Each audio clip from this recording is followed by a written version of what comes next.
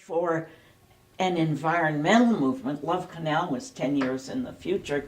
Rachel Carson was right in the middle of this, which was in many ways the first really broad clarion call to look what's happening to our environment.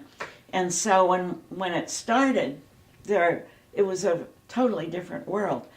And there was no sense of anybody going to address, a citizen going to address the supervisors. There was no place on agendas of any of the public institutions, from the supervisors to the school board, for public comment. The public was, like Brendan said, you don't mind your P's and Q's and keep your mouth shut and let us get on with the business of government.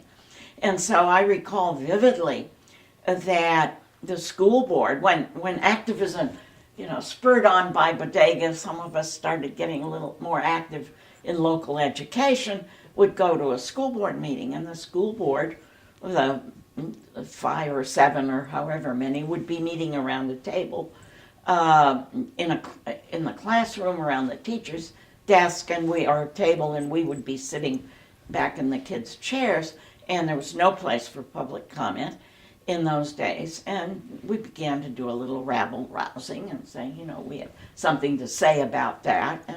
But there was no tradition of public involvement at all, or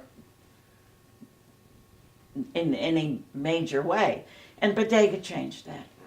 Bodega changed the role of citizens. And of course, it started early in Bodega, or in Sonoma County with the Bodega battle, but citizen involvement became the call for the whole decade. I mean, that's what free speech movement here was about. And by the end of the 60s, it was a whole different world.